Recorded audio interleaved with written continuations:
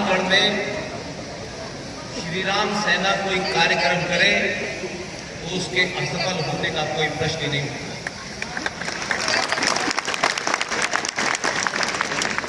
मैं जानता हूं यहाँ के युवाओं ने पिछले 2 साल से लगातार ये कोशिश की कि मैं यहाँ आ जाऊं, लेकिन एक के बाद एक अलग अलग जगह पहले से तय कार्यक्रम के कारण मैं आपके बीच 1-1.5 साल बाद आया हूं। इसके लिए क्षमा चाहता हूं।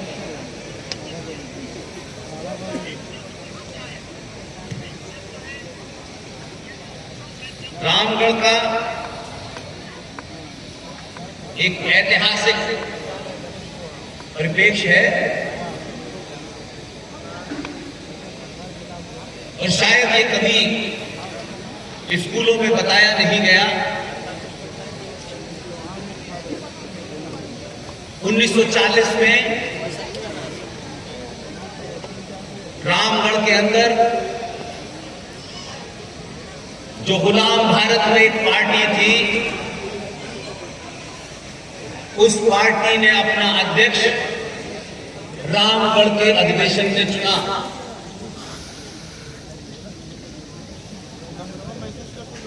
ये मुझे दुख की बात लगती है, ऐसा नहीं हो सकता कि रामगढ़ को आज से पहले लोग नहीं जानते थे। इसी शहर की देन है कि 1940 में उस वक्त की कांग्रेस पार्टी का एक अध्यक्ष जो 1888 में मक्का में पैदा हुआ था, उसको कांग्रेस पार्टी का अध्यक्ष बनाया गया। उसके अध्यक्ष बनने के पीछे एक पूरा कारण है। 23 मार्च 1940 को भारत के एक हिस्से जो कि लाहौर हुआ करता था, मुस्लिम लीग ने अपने अधिवेशन में एक प्रस्ताव पारित किया। उसको उर्दू में करारदाते पाकिस्तान कहते हैं, अंग्रेजी में रेजोल्यूशन ऑफ पाकिस्तान कहते हैं। और 23 मार्च 1940 को लाहौर में पाकिस्तान बनाने की विधिवत घोषणा हुई। और जब वो घोषणा हुई तो उस वक्त मुस्लिम लीग का जो नेता था, जिसका नाम अली मोहम्मद जिन्ना था, उसने कांग्रेस पार्टी के ऊपर एक कटाक्ष की। और जो समाज, जो पार्टियां इस बीमारी से आज तक ग्रस्त है, उसका आज क्या हाल है। जिन्ना ने उस वक्त कहा कि जो नकली मुसलमान हैं वो सिर्फ कांग्रेस के पास है। इस कुंठा से ग्रस्त कांग्रेस पार्टी ने अपने आप को ये शो करने की कोशिश की कि हम बहुत बड़े मुसलमानों के अलमबरदार हैं और हमारे पास भी मुसलमान हैं। तब 1940 के इस अधिवेशन में मक्का में पैदा होने वाले अबुल कलाम गुलाम मोइनुद्दीन अहमद बिन खैरुद्दीन अल हुसैन आजाद को कांग्रेस पार्टी का अध्यक्ष बनाया गया। और ये शख्स कांग्रेस के पूरे दौर में, स्थापना से लेकर आज तक, जो 2 साल के लिए अध्यक्ष बनते थे, इसको 6 साल के लिए बनाया।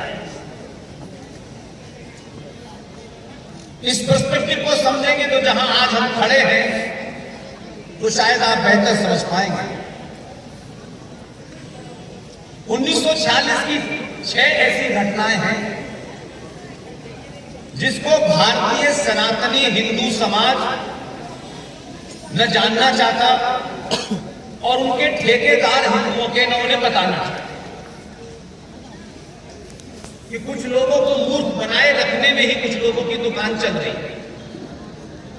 लेकिन संचार क्रांति के इस दौर में एक 20 साल के युवा को भी यहीं बैठे बैठे मन से अगर कोई झूठ बोल रहा हो तो उसको रोक सकता है। लेकिन आज भी बहुत सारे ठेकेदार हर रोज एक बयानबाजी कर रहे हैं, एक ऐसी बयानबाजी, न वो उसके जानकार हैं न उस विषय को जानते हैं, लेकिन होड़ मच गई है कि कौन कितना बड़ा अपने आप को मुस्लिम परस्त हो सकता है। कोई रात के अंधेरे में दरियागंज के मकानों में जाकर के मियां भाइयों के पैर पकड़ के कहते हैं हमने आपके बारे में ऐसा कभी नहीं कहा, हमने आपके बारे में कभी कोई ऐसी बात नहीं की। ये स्थिति उन ठेकेदारों ने आपकी कर दी है। जब इस देश में चेतना जाग रही है, सनातनी सनातन होने पे खुश हो रहा है, तो ये जानता है कि उसका शत्रु कौन है, तब कुछ ठेकेदार आपको गुमराह कर रहे हैं। इसलिए 1940 की वो 6 घटनाएं भारत के किसी इतिहास की किताब में नहीं पढ़ी जाती। और जितना आप आज पढ़ रहे हैं, ये MP बन जाए, MLA बन जाए, ये कुछ भी बन जाए, ये सच नहीं बोलते हैं। ये पब्लिक में सच नहीं बोलते हैं, ये संसद में झूठ बोलते हैं।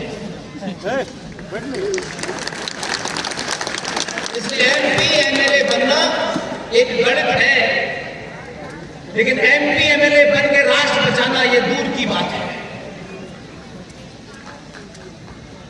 इसलिए आपके इस शहर में मैंने सुना है कि आचार संहिता लगी हुई है, और ना ही हम किसी पार्टी के हैं, न जिंदगी में किसी के होने की कोई ख्वाहिश है, न किसी संगठन के हैं। और जब आपको किसी से कुछ नहीं लेना होता है तो आप आंखों में आंखें डालकर बड़े से बड़े आदमी के सामने अपनी बात कहते हैं। इसका डर नहीं होगा कि कौन माना। रामगढ़ किसी को खुश करने नहीं आया हूं। देश भर में पिछले 12 साल से बहुत लोग मुझसे दुखी हैं, लेकिन जिनको मुझे दुख पहुंचाना है वो ही दुखी हैं, इसलिए मुझे खुशी है।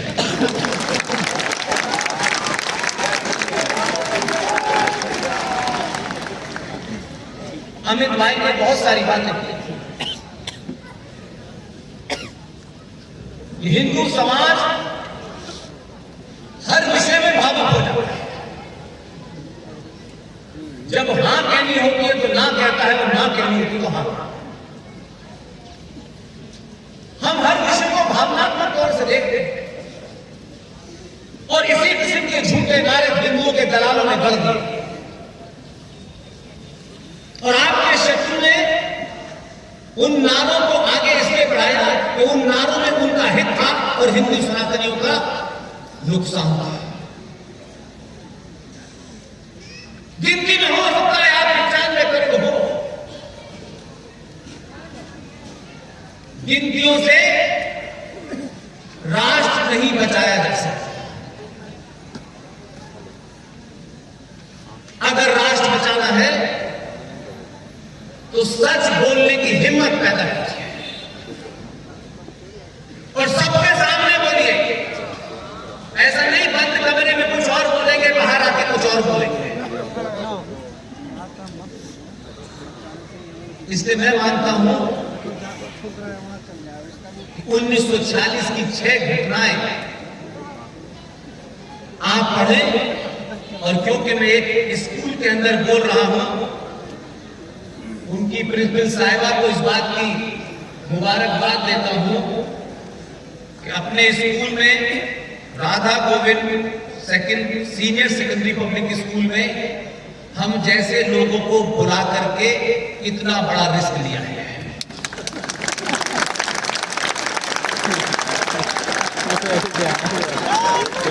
जय जय श्री राम। ये सम्मान ये कुछ भी नहीं रहेगा।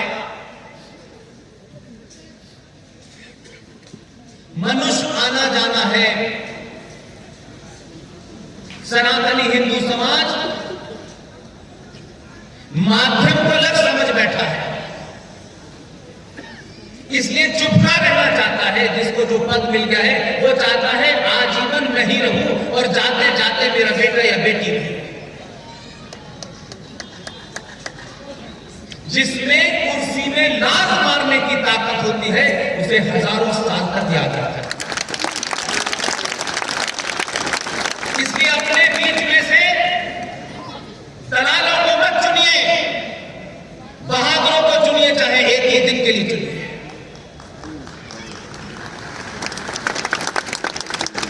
अगर स्कूल की कोई किताब में कोई बात गलत पढ़ा दी गई है क्योंकि वो मजबूरी है, तो इस देश में करोड़ों लोगों को मंचों से सच बोलने के लिए किसी ने रोका है। इसलिए तथ्यों पे बात रखिए। तब आज इस चौराहे पे आप खड़े हैं, 95 करोड़ सनातनी हिंदू, 29 राज्यों में से 20 राज्य में आप, देश के किसी पद पे ऐसा नहीं है कि आप आदमी न बैठा हो जिसे आप समझते हैं। उसके बावजूद भी मई 2014 से लेकर के दिसंबर 2021 तक हिंदुस्तान में 277 सनातनी हिंदू की मुसलमानों ने मॉब लिंचिंग में हत्या की, लेकिन हिंदुओं के ठेकेदारों का मुंह बंद है।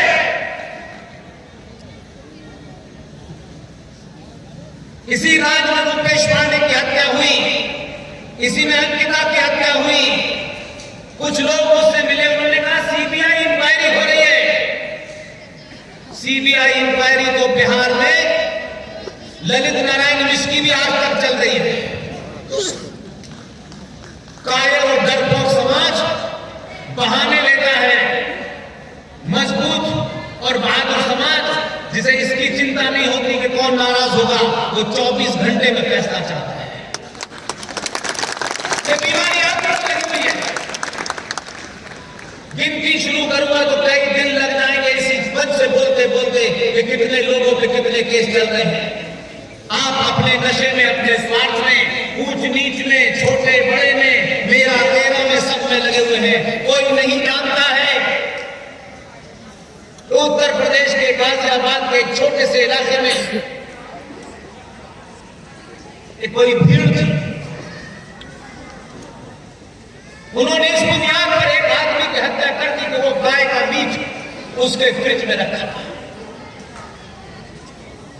इसलिए सब जज्बात में आकर, भवनों में बहकर हम नारे लगाते हैं, और भारत मां की जितना जोर से नारा लगाते हैं उतनी ही गहरी नींद में सो जाते हैं। एक बच्चा हमारे किसी परिवार का जेल चला गया। हम कितने स्वार्थी और मक्कार हैं, हम लाशें गिनवा करके वोट तो ले लेते हैं, लेकिन जिनकी लाशें होती हैं उनके मरने पे भी नहीं जाते। क्योंकि सत्ता में आपको दलालों का, चोरों का, डकैतों का, बलात्कारियों का, जिहादियों का सबका वोट चाहिए, इसलिए आपकी जबान बंद हो जाती है। गाजियाबाद में जेल में रहने वाला वो लड़का, अगर आप किसी एजेंडे पे हैं तो उसके लिए 300 सीटों की आवश्यकता नहीं होती। एक मंत्री ने जिसकी औकात चमत्ती की है, वो मेरे अलीगढ़ मुस्लिम विश्वविद्यालय का सीनियर था। उसने उस पद में रहते हुए जेल में उस लड़के की हत्या करा दी, सनातनी हिंदू को पता तक नहीं। हम उत्तेजना में भाषण देते हैं, उत्तेजना में ताली बजाते हैं और उसके बाद घर चले जाते हैं। हमारी जिंदगी में ताली बजाने के अलावा कुछ और रहे नहीं, क्योंकि हम हर बात को भावनाओं से जोड़ देते हैं, तथ्यों पे, तर्कों पे कोई बात नहीं करते। और आज अपने देश में आपके रामगढ़ के एक बुजुर्ग, वो अब नहीं है, मुझे बताया गया कि वो इसी शहर के थे, उनके बेटे दिल्ली में हैं, रॉ के पूर्व डायरेक्टर हैं, और इस युद्ध में मेरे साथ मेरे गुरु की हैसियत में हैं कर्नल आर.एस. सिंह साहब के पिता इसी शहर के थे। मैं जब चला तो उन्होंने बहुत सारी बातें यहां के बारे में बताई। उन्होंने मुझसे कहा, मेरा ख्याल है कि शायद वो भी पिछले 20-25 साल से यहां नहीं आए होंगे, लेकिन उन्होंने कहा कि रामगढ़ जाना वो हिंदुओं का गढ़ है। मुझे खुशी है कि आज का युवा ये तथाकथित ठेकेदारों का गुलाम से बाहर निकलने लगा है।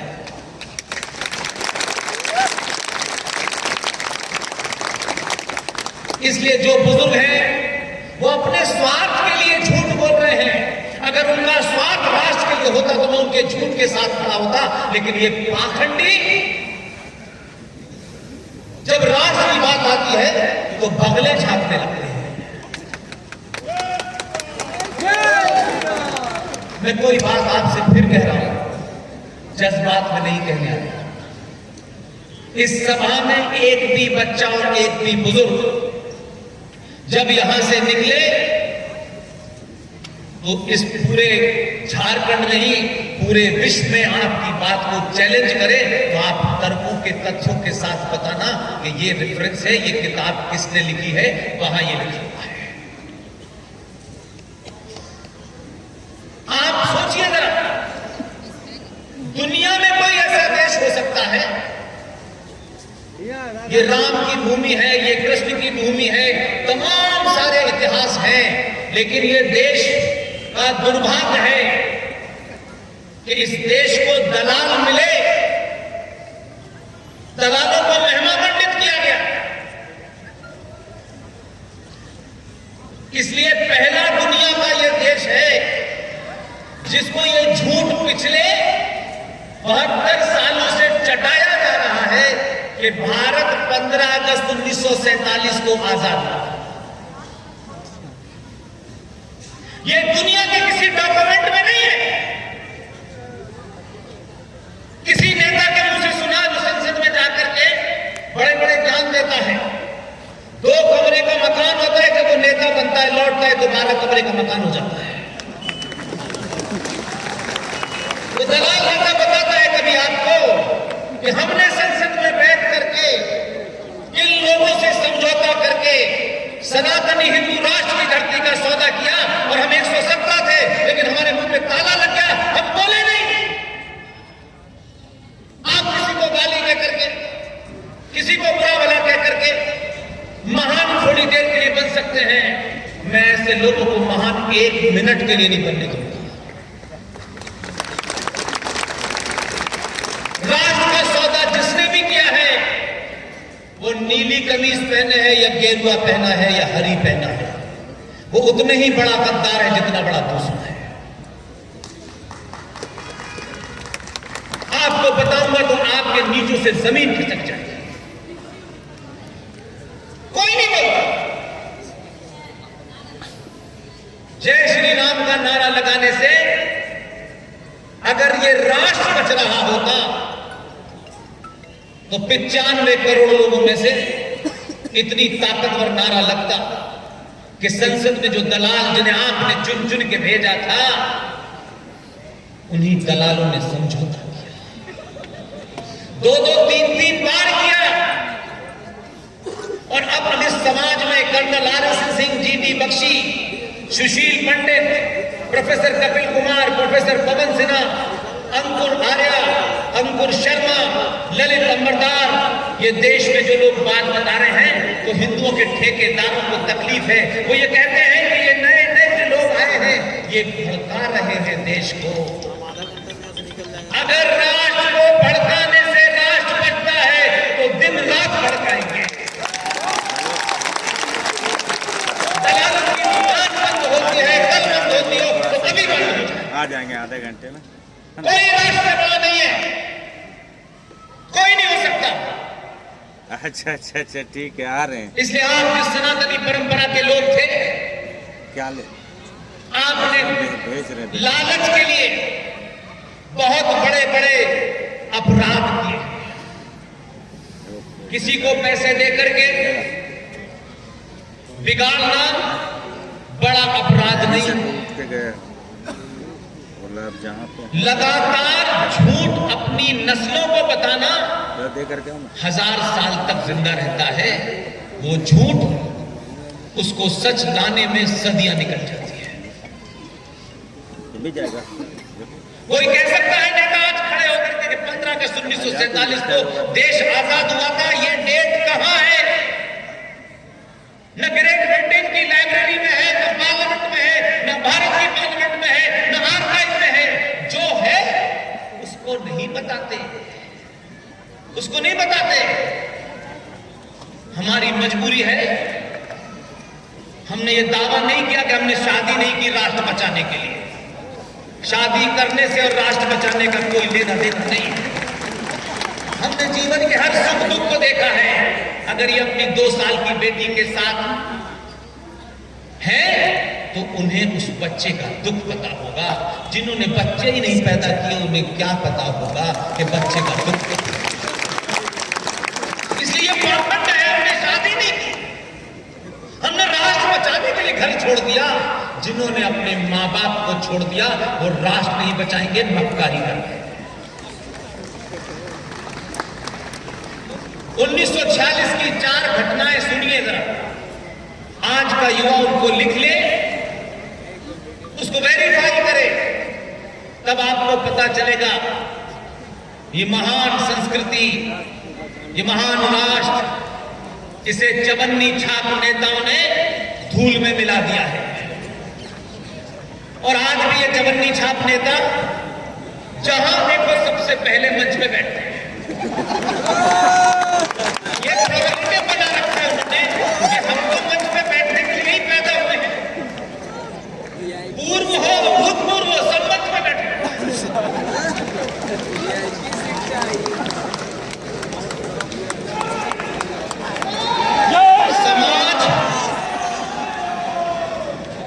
समाज के अंदर जब ये शक्ति पैदा हो जाए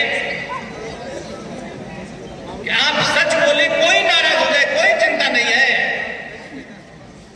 जिसने इस धरती पे जन्म लिया है उसके भाग्य का उसको मिलेगा।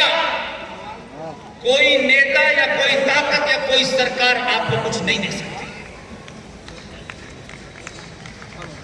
और जब राष्ट्र अपनी सामूहिक शक्ति का प्रदर्शन करता है, जिस तरफ अमित भाई बार बार कह रहे हैं, मुझे खुशी है। लोग कहते हैं कि सरकार आई 2 बार 3 बार, मुझे सरकार के आने जाने में कोई इंटरेस्ट नहीं है।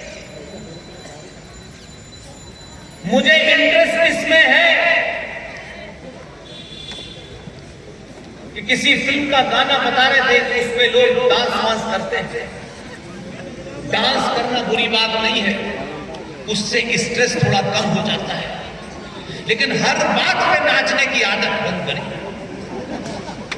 हर बात पे नाचना है। पूजा पाठ में भी नाच है, उसमें भी फिल्मी गाना है। फिल्म देखने जाते हैं उससे एक अलग मानसिकता होती है, मंदिर जाते हैं उसमें एक अलग मानसिकता होती है, लेकिन आपको मंदिर में भी इंटरटेनमेंट चाहिए। इसलिए जहां जहां राष्ट्र मजबूत होता है वहां वहां सरकारें आपकी सुनती हैं। ये बदलाव किसी सत्ता के बदलने से नहीं हुआ, बिल्कुल भी नहीं हुआ। पॉलिटिकल साइंस के स्टूडेंट के नाते मेरा अध्ययन 20 साल में कम से कम 5 लोकसभा चुनाव, कई मंत्री संतरियों को पास से देखा है। बड़े गलतफहमी है। चुनाव जीतने के लिए लोग कह सकते हैं ठीक है, उन्हें झूठ बोलने की परमिशन होनी चाहिए कि बिना झूठ बोले कोई चुनाव जीतता नहीं है। आधिकारिक तौर पर होनी चाहिए कि नेता झूठ बोले चुनाव जीतने के लिए, लेकिन कुछ लोग जीतने के बाद भी बोलते हैं, बस यहीं से गड़बड़।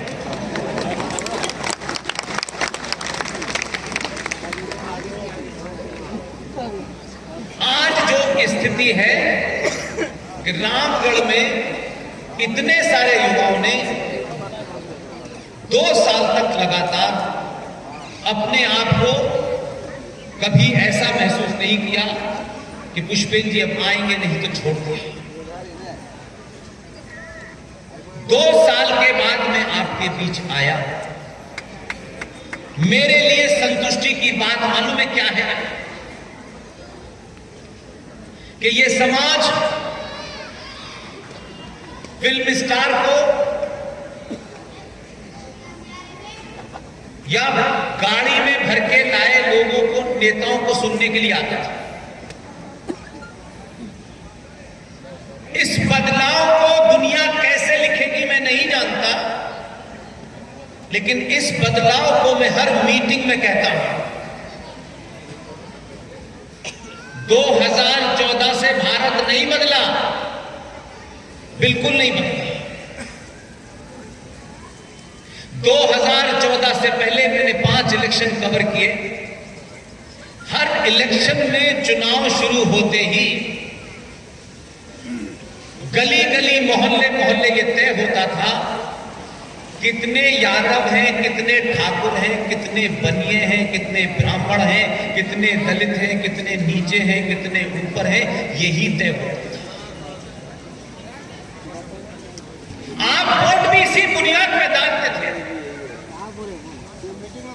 इससे जातिगत पार्टियां भी बनी, नेता भी उभरे। आपको इन 70 सालों में इतना गहरा आघात लगाया गया। चला गया। जिस दिन आपको पता चला कि आपके अस्तित्व का सौदा हो गया है,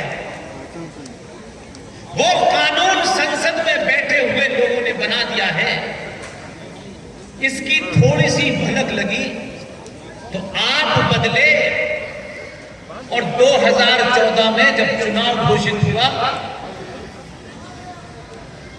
एक लंबे इतिहास की कहानी इस बात पर समाप्त होती है कि 2014 में जब आप वोट देने गए थे तो किसी पार्टी को वोट नहीं देने गए थे। 2014 में सनातनी हिंदू ने पहली बार यादव, ठाकुर, बनिया, ब्राह्मण, दलित होकर वोट नहीं दिया, सिर्फ सनातनी होकर वोट दिया।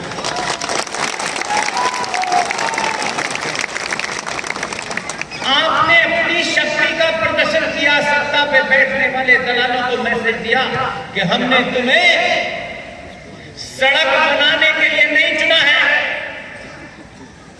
ये पेट्रोल के दाम कम कर दो, ये सब्जी के दाम कम कर दो, ये सनातनी भिखारियों की तरीके से सिर्फ दामों को कम कराने के लिए सरकार चलता था।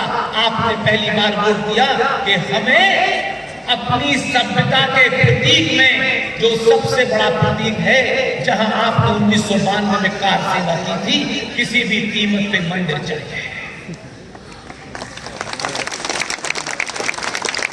इसलिए अमित भाई कवि हैं, कविता के माध्यम से उन्होंने बहुत कुछ कहा।